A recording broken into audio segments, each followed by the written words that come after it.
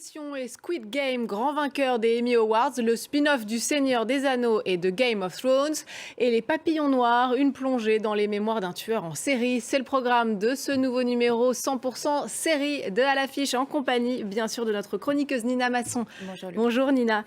Alors on commence donc en s'arrêtant sur le palmarès des Emmy Awards, l'équivalent des Oscars pour la télévision américaine. Oui, et c'est le poids lourd de HBO Succession qui est le grand vainqueur de cette 74e édition. Il rafle 4 Emmy, dont celui de la meilleure série dramatique, une fiction déjà récompensée en 2020, l'histoire d'une puissante famille américaine qui se déchire pour prendre la tête d'un empire.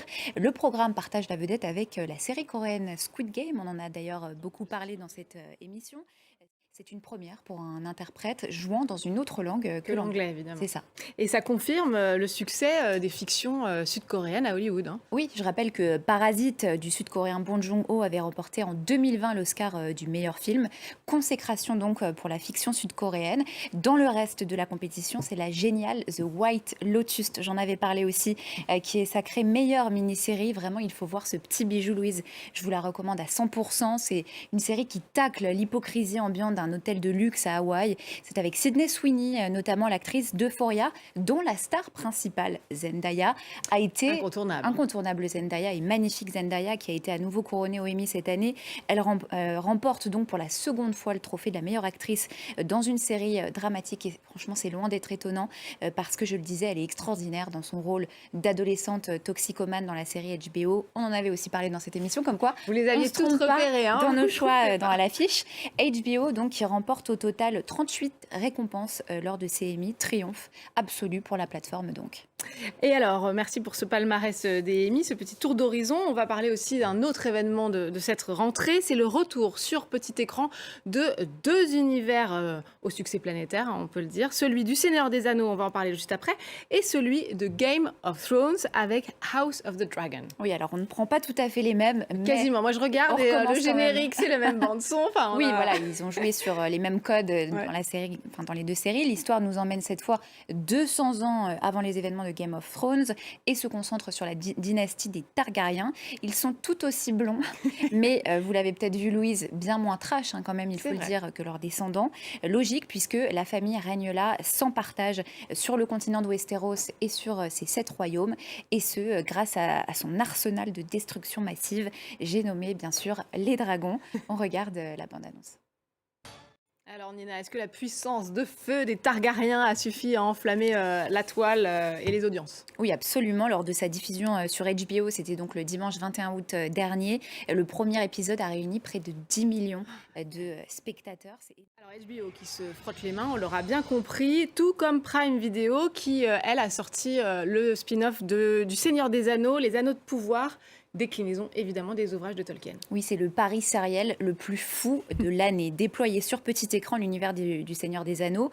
Un pari à, tenez-vous bien Louise, 465 millions de dollars pour Amazon, donc la firme de Jeff Bezos. C'est tout simplement la série la plus chère jamais produite à ce jour. Alors ce préquel prend pour cadre le second âge de la Terre du Milieu, donc 3500 Alors là, ans. Voilà, là je m'adresse un peu aux connaisseurs. Et le moins qu'on puisse dire, en tout cas, il faut être connaisseur, mais bon, le succès a l'air au rendez-vous, même pour les non-initiés. Oui, la série a attiré plus de 25 millions de spectateurs dans le monde lors de son premier jour. C'est là aussi le plus grand lancement jamais réalisé pour Prime Video.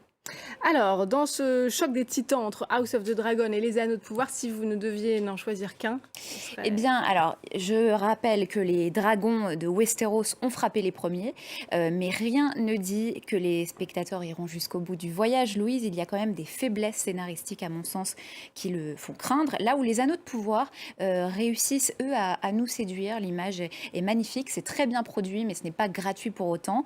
Ce que l'on peut dire, c'est qu'entre ces deux immenses concurrents, ce ne sera pas une guerre éclair. Pourquoi ? Eh bien parce que les Anneaux de pouvoir ont d'ores et déjà été renouvelés pour une saison 2 par Amazon. Donc, on n'a pas fini de voir de la fantaisie sur nos petits écrans. Exact. On va rester dans le match des audiences puisqu'on y est, mais on revient plus près de nos frontières, ici même d'ailleurs en France, avec une autre série qui cartonne, Les Papillons Noirs. Elle est gratuite et elle est à voir sur Arte. Alors moi, c'est mon coup de cœur de cette chronique, si je puis dire. C'est le thriller de la rentrée, l'histoire d'un écrivain en panne d'inspiration narration engagée par un vieil homme pour écrire ses mémoires. Ce vieil homme, il est incarné par Nils Arestrup, Immense acteur. immense acteur et absolument royal dans ce rôle.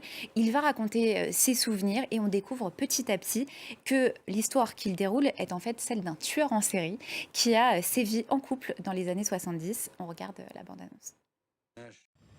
Effectivement, ces papillons noirs. Mais justement, de quoi sont-ils le nom, ces papillons? Alors, les papillons noirs, c'est d'abord une chanson oubliée de Serge Gainsbourg, mais ici, ils incarnent ce couple dans les années 70 au sud de la France. Albert et Solange, on les voit ici, qui s'aiment d'un amour fou, mais qui ont besoin, pour pouvoir continuer à s'aimer, eh bien, de trucider des gens. Voilà, chacun son truc. Alors, en tout cas, pour raconter justement tous ces crimes, la série procède par des flashbacks. C'est un procédé qu'on connaît bien, mais qui fait encore ses preuves. Oui, on a une mise en scène qui tranche dans la représentation de ces deux époques. Donc d'un côté, les séances de confession du vieil Albert avec Nils Arestrup qui raconte ses crimes dans la froideur de son salon au crépuscule de sa vie, ambiance très froide. Et de l'autre, la vision fantasmée de cette histoire par l'écrivain qui écoute et recrée donc la réalité.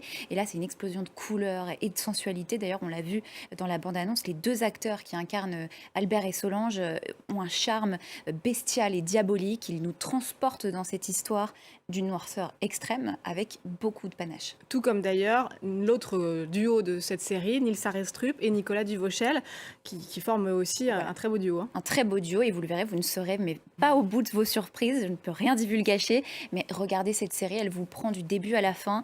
Il y a 6 épisodes, moi je les ai dévorés. Bon, aucune raison donc de ne pas foncer découvrir Les Papillons Noirs, c'est sur Arte. On va terminer avec une autre série dont l'intrigue a trouvé un écho malheureux dans l'actualité récente des États-Unis. Il s'agit, Nina, évidemment, du retour de The Handmaid's Tale. C'est à voir dès le 15 septembre sur OCS. Oui, quelques mois après l'abrogation de l'arrêt Roe versus Wade qui avait légalisé l'avortement en 1973 aux États-Unis, eh bien la 5e saison de la série dystopique adaptée, je le rappelle, du roman de Margaret Atwood est plus attendue que jamais. Sans rien là encore divulgacher, je peux vous dire qu'on retrouvera le personnage d'Elizabeth Moss, donc ici à gauche, qui incarne June Osborne, confrontée aux conséquences d'un meurtre que vous connaissez si vous avez vu les dernières saisons, mais je ne dis rien.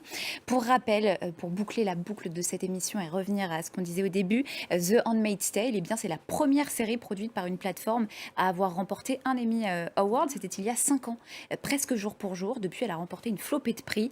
Preuve, s'il en fallait, que c'est l'une des grandes séries de la dernière décennie. Et merci beaucoup Nina, évidemment, d'être venue nous en parler. On se retrouve très vite pour d'autres actus du petit écran. Merci évidemment aussi à vous de nous avoir suivis. N'oubliez pas de nous retrouver sur france24.com ainsi que sur tous nos réseaux sociaux. On va se quitter donc avec les images de la saison 5 de The Handmaid's Tale, toujours aussi glaçantes. Je vous laisse découvrir et vous dis à très vite.